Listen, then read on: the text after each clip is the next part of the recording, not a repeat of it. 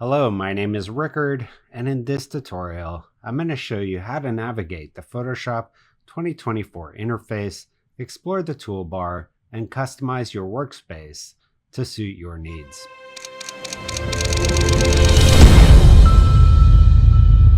This video is a part of a series on the essentials of Photoshop and actually comprises the first module in my upcoming course, where we put together this composite from start to finish using the latest and greatest tools in Photoshop. I've included a link where you can get on the waitlist for the course and be the first to know when it releases. Now, if you want to follow along, I have included a link in the description of this video with the file that I use in this tutorial. So go ahead, download that, and then let's dive into Photoshop. All right, so let's open up Photoshop. I'm going to go down to my Photoshop icon. If you don't have it here, you can also go to your Launchpad and search for Photoshop. And I'm going to open up Photoshop 2024, and right now I'm using the latest version of Photoshop.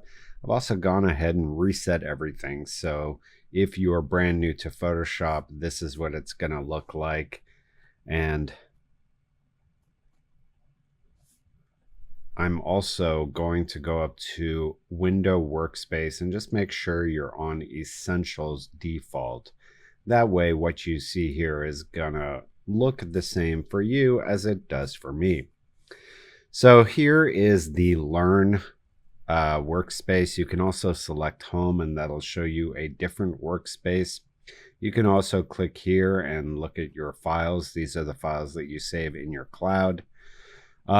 This shows you files that are shared with you, and here you can look at your online Lightroom photos, or you can go here and look at recently deleted files. Now, generally when I'm working in Photoshop, I'm not going to be in this space for very long. As soon as I open up Photoshop, I'm either going to start a new file, which is this big blue button, or open an existing file.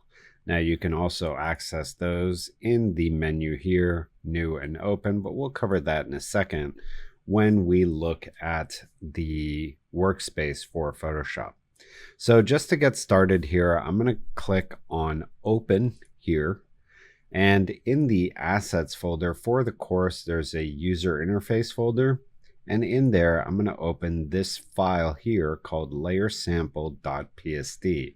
And .psd represents a Photoshop document. Let's go ahead and click Open. So here is a file that already has a bunch of layers. And before we do anything else, I actually want to change the workspace. And Workspace doesn't make any changes to your file. It simply changes where things are in your user interface. So for this, we're going to go to the workspace called Photography. So up here in your top menu, go to Workspace and then go to Photography. And you'll see that that changed some things on the right here.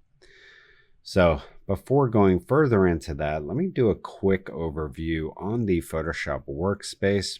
And I'm using a Macintosh here, but if you're using a PC, you're going to note that it really isn't that much different between the two. There are some differences in the keyboard shortcuts that you use. However, for the most part, the programs run the same on whichever platform you're using. All right, so along the top here, you have your application menu. So this is where you are going to access all your filters, all the adjustments you want to make, or things with the file itself. So first, Photoshop 2024, this is where you're going to go to get your preferences under settings. You can see those here. File is where you're going to open a file, or you're going to place something in your file. There's also some automations down here. We're not going to cover each one of these. However, I do want you to note that next to every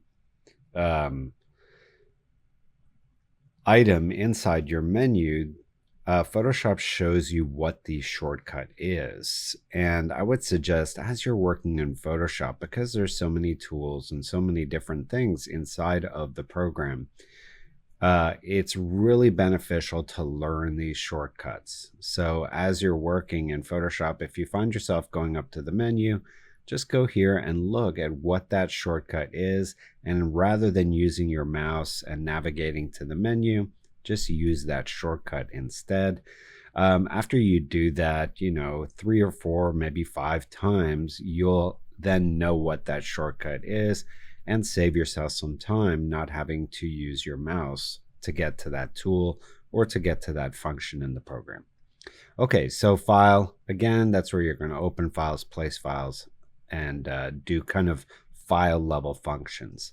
Edit, this is where you're going to copy, paste, fill in, do puppet warp. There's a lot of tools here that you can do to edit your file or to edit what you have selected.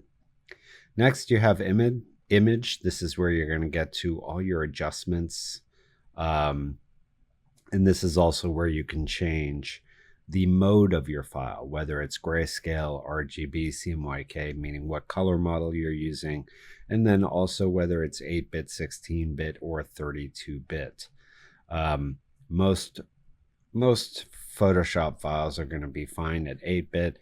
However, if you're doing something with a lot of gradients, you may want to bump it up to 16-bit. Okay, adjustments. This is where you're going to access all your adjustments. There's also some auto adjustments.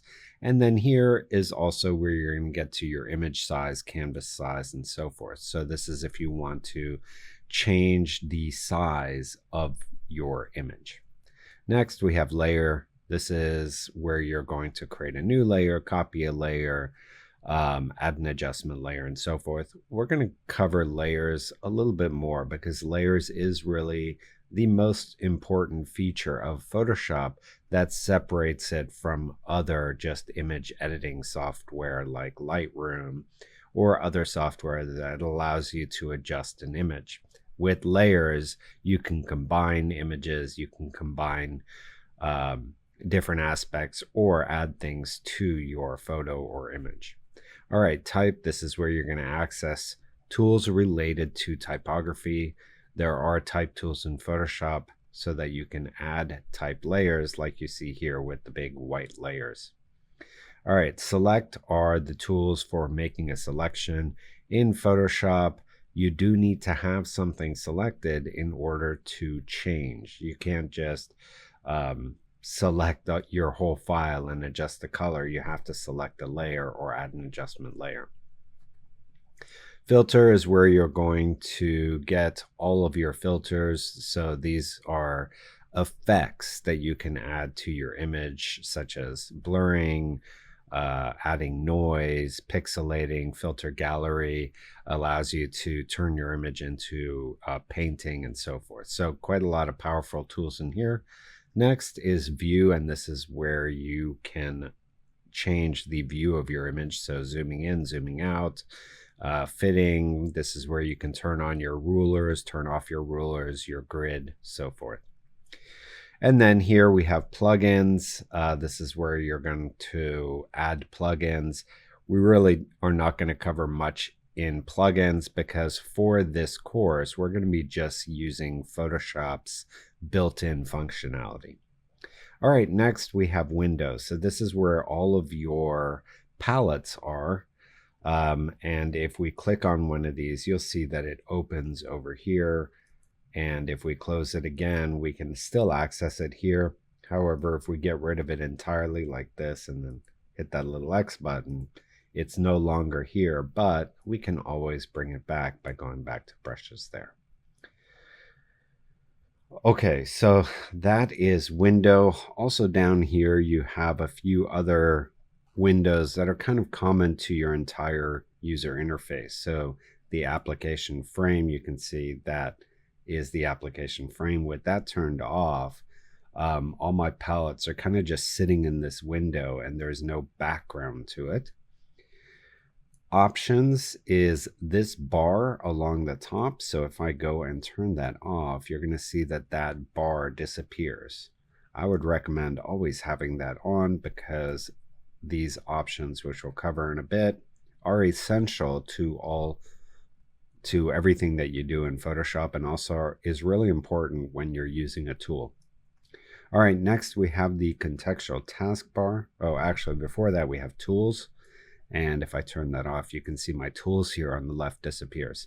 Again, unless you know your shortcuts really, really well, you're going to want to see those tools. So let's turn this back on.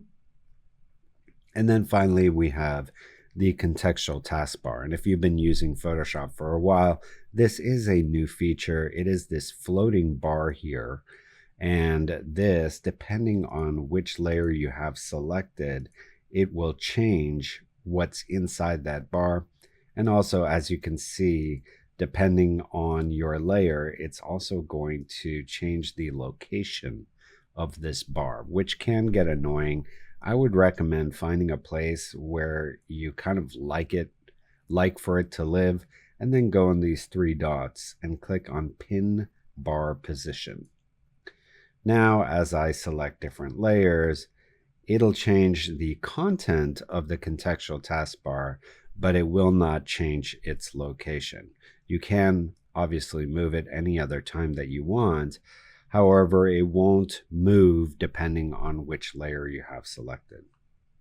Okay, so that is everything in the window. And then finally you have help. And here, this is where you can access hands-on tutorials, Photoshop help.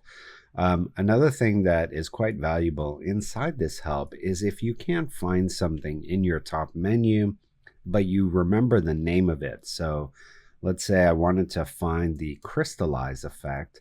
Well, I can start typing that in, and if I go to here, it'll actually show me with this very clear floating little blue tab where that is inside of the menu. So that's really helpful. If you remember the name of something but don't know where to find it, you can always start typing that in here, and then Photoshop, when you hover over that item, will show you where those tools are. Okay, now let's get into the actual user interface of Photoshop. Before we do that, I want to note here that under Workspace, there's a few of these, and what we're going to do is arrange our workspace and then save a new one. So just realize right now you should be on photography. That way what you're looking at is the same as what I'm looking at. Now the default is the essential default, and you'll notice that changed some things here and here. However, let's go back to photography just so that you're looking at the same thing as I am looking at. Okay, so moving our way kind of from the left here and down and around the user interface for Photoshop, along here is the options bar, and this relates to all the options for whatever tool you have selected. So if I select this first tool here, you can see my options bar is different than if I have this tool selected, or this tool selected, or this tool selected, or this tool. So whatever tool you have selected, your options bar here is going to change. Now on the far right of the options bar, you have the option to share. This is if you're working with a team, you can share this document with someone else who also has an Adobe Creative account, and they can work on the file as well, leave comments and so forth. You also have kind of an explore or search function, and this allows you to search for tutorials, add-ons, and so forth for Photoshop. You also have a help. If you click on that, it brings up tutorials that you can do directly inside of Photoshop. And then finally, here is a place for your workspaces that we covered already. This is kind of a quick way to change that interactively without going to your top menu. Okay, so that is the options bar. Next, we have our toolbar, and your toolbar can be in one column, as you see here, or you can also click here and make it 2 columns. Now, your tools, if you hover over it, you can get there what the shortcut is for that tool. The move tool, the shortcut is V, and you can also get a little video on how this tool works. The Move tool is an essential part of Photoshop, allowing you to move not only individual layers, but... And we're going to turn that off and close that. And as we hover over all these, you can get an idea of what these tools are. Down here under these three dots, you can edit your toolbar. These are all tools that are not currently in our toolbar. And if I go to Edit Toolbar, you can see Extra Tools means tools that are not in the toolbar, and then Toolbar represents all the tools that are in the toolbar.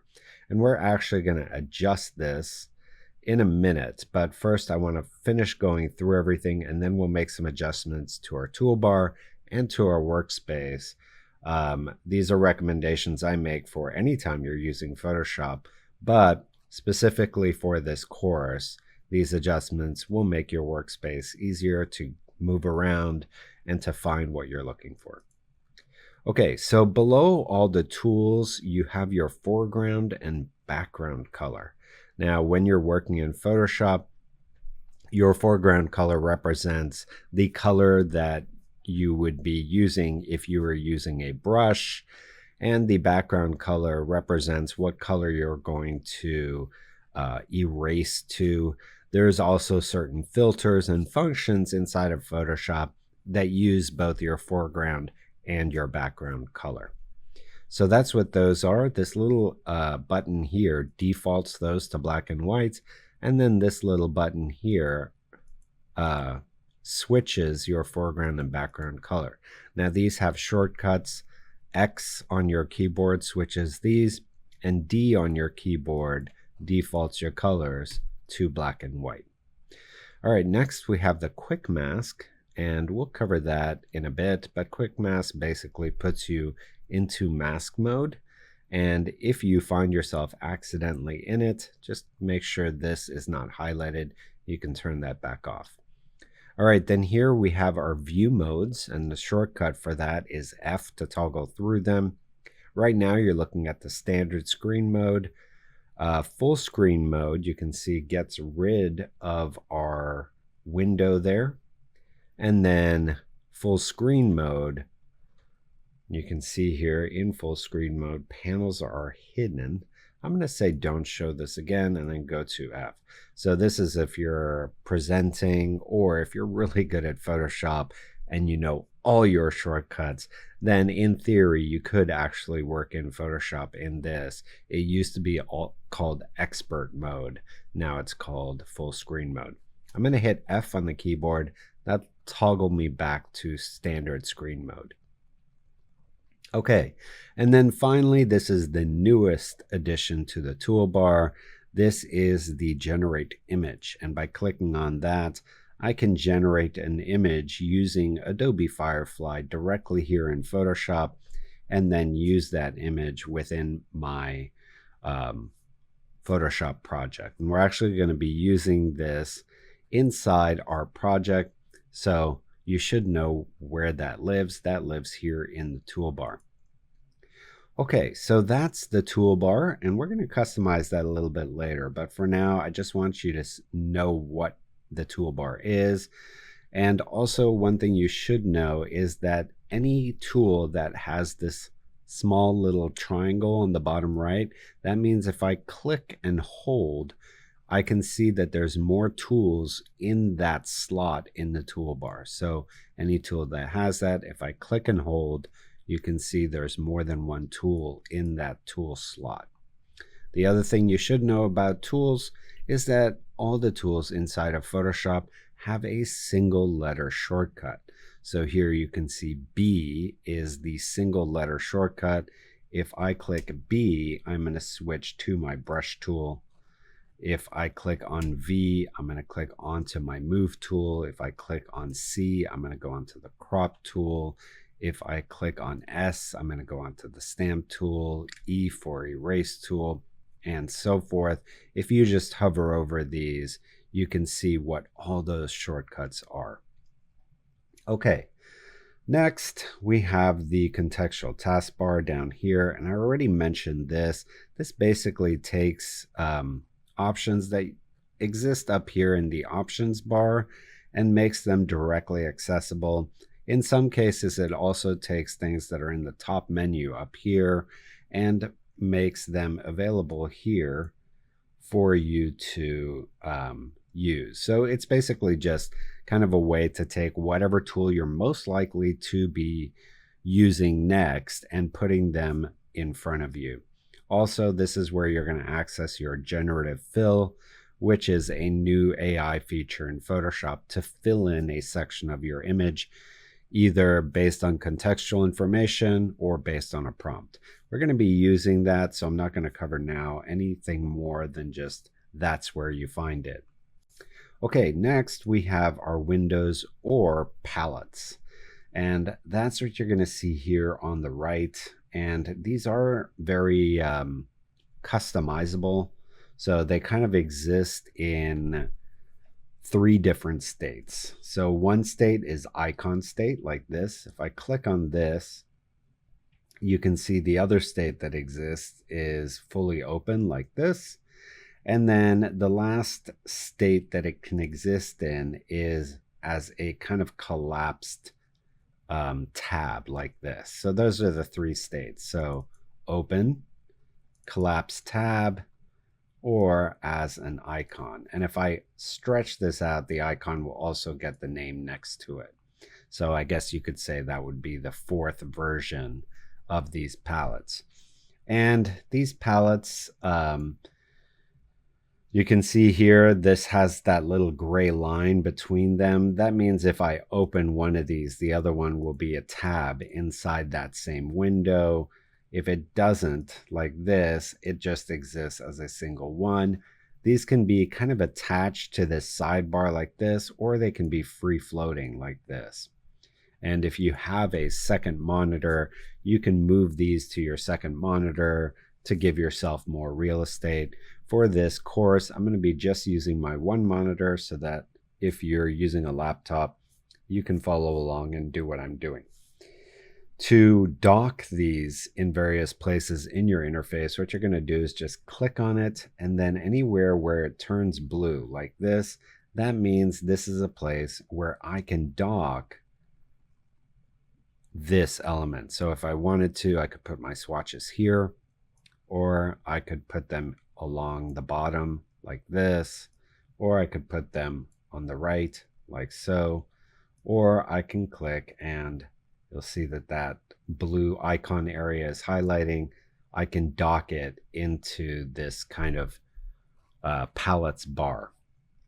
Now, the palettes that you always want to have open is really just your layers palette. That's your most important palette in Photoshop, because as you work, you really need to know where your layers are, and you also need to be able to select your layers like so. So I want you to have your layers palette. The other ones that you're going to see here is channels and paths. Those are quite important, but the most important is your layers palette.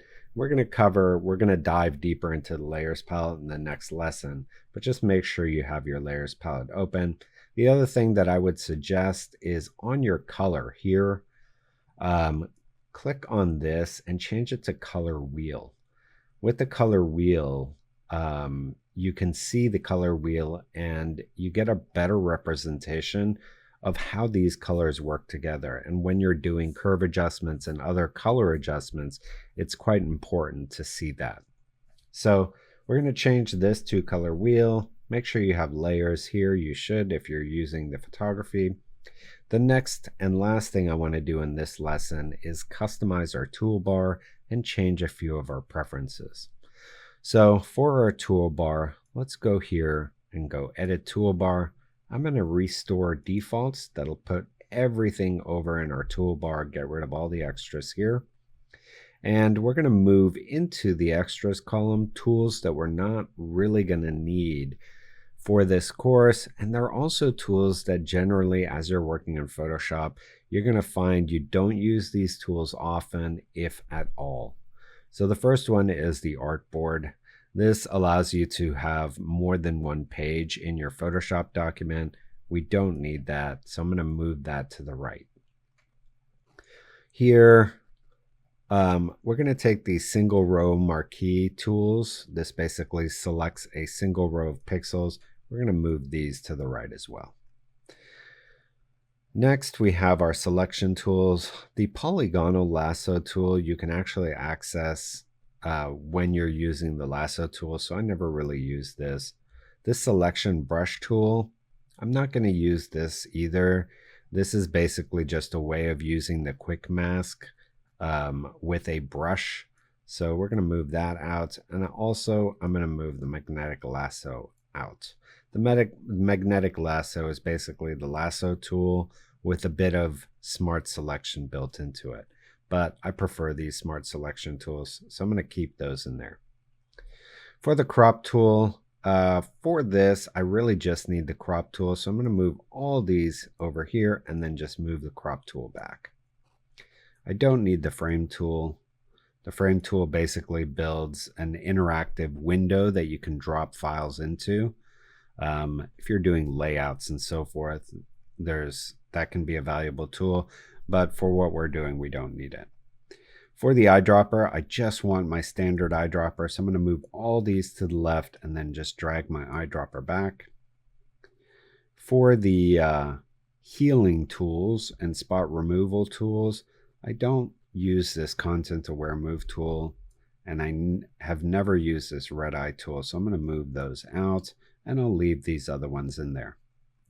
For the brush tool, I do use the mixer brush tool for painting projects, and the brush tool I use quite often. These two I really never use. So what I'm going to do is I'm going to just move these two out, and mixer brush, because this is not a painting project, you could move this out.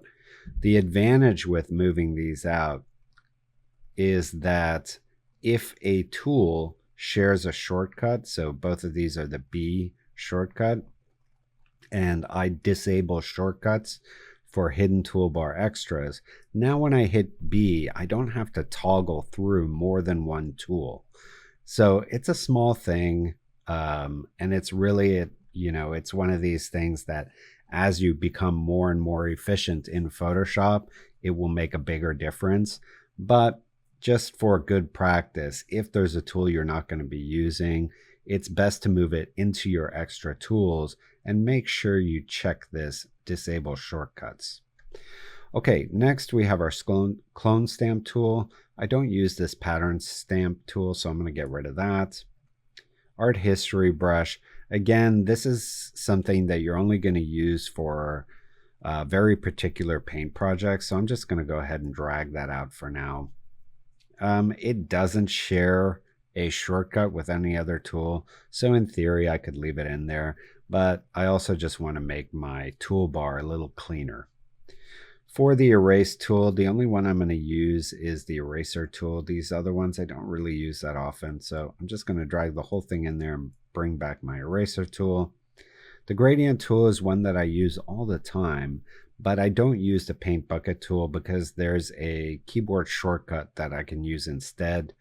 So I'm going to get rid of that. These are fine to stay.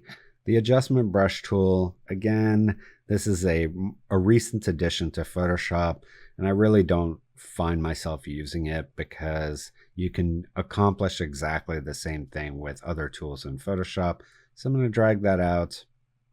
These are fine to stay. For the pen tool, I really just need the pen tool. All these other features I can access when I have my pen tool active. So I'm going to drag this whole box out and then just drag the pen tool back. For the type tool, again, these are all ones that I can access directly. So what I want to do is drag this out and just drag the type tool back. Path selection tool and direct selection tool I use quite often. I'm going to leave those in there. I'm going to leave all these shape tools in there, and the hand tool is fine. We'll leave the rest and then hit done. The other thing I want to do is, as we're working, I don't want these big obnoxious video icons showing up. So we're going to go into our preferences under settings, general, and let's go to interface, no, workspace, and let's go to tools. So I do want to show the tooltips, but I don't want to show the rich tooltips. So I'm going to turn that off. Also, I don't want to use shift for tool switch. So this relates to when you have more than one tool sharing the same shortcut. So for example, the brush tool, or the lasso tool, or the marquee tool. I don't want to use shift. I just want to be able to toggle through the tools by hitting the single letter shortcut. So I'm going to turn that off. Okay, this one relates to what happens when you double click on a layer mask. If this is turned on, it will open up the select and mask workspace. If you don't, it'll bring up your mask options. I want it to bring up the mask options, so I'm going to turn that off. And then finally, this here, show reference point when using transform, we're going to turn that on. And that's it. Those are the only changes we need to make here. Let's hit OK. Now, another feature that they added in the last version of Photoshop that I find a little bit obnoxious is as I move my mouse around here, you can see there's this blue bounding box that shows up next to each layer that I select. And also, as I select them, you can see that the layer that I'm hovering over is being highlighted in my layers palette. Similarly, when I scroll through my layers palette here, you can see those various tools being a bounding box appearing around them. Now, if you're very new to Photoshop, you might find this helpful. I find it a little bit obnoxious and it kind of gets in the way of me working. I also don't like to see this bounding box here when I do have a layer selected. I prefer to bring that bounding box up as I need it. So we're going to go with our move tool selected. We're going to go into our options here, click on this little gear, and we're going to turn off show transform controls.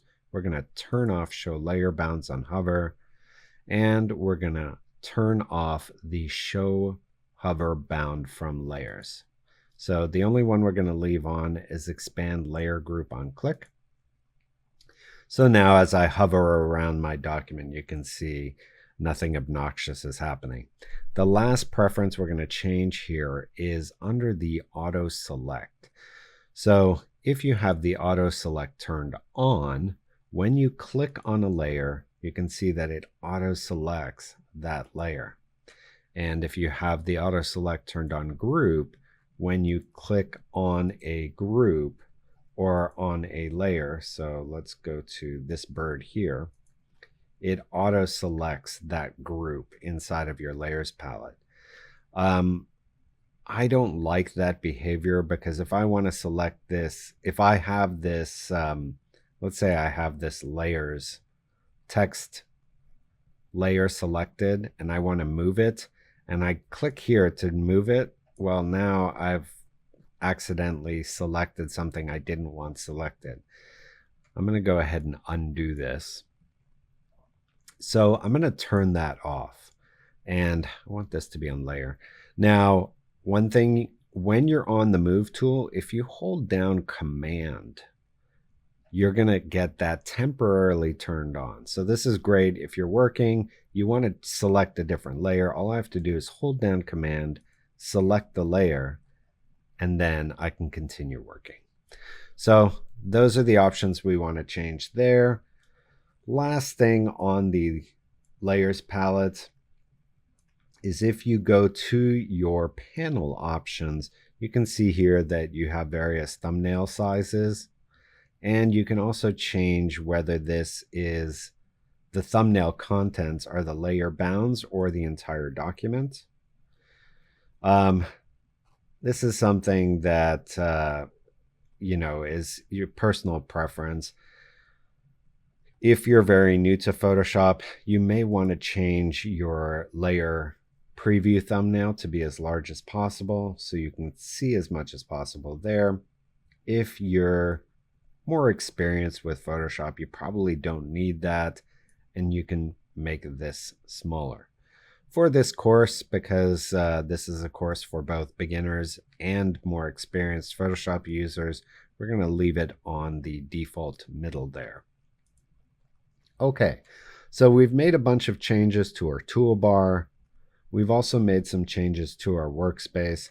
What we're going to do now is we're going to save this as a new workspace. So up here, we're going to go to Workspace, New Workspace.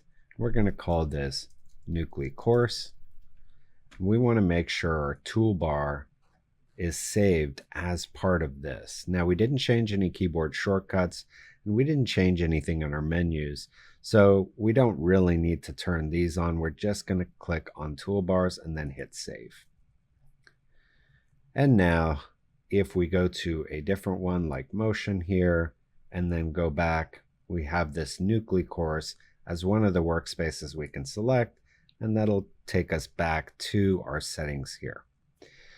So there you have it. That's how you get started with the Photoshop interface, toolbar, and workspace customization.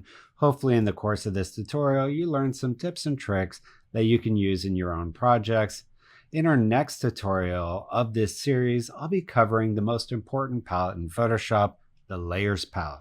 Now, if you enjoyed this, please subscribe to my channel, turn on notifications, like and share this video, and leave a comment. Here are some other tutorials that you can check out, and I'll see you next time.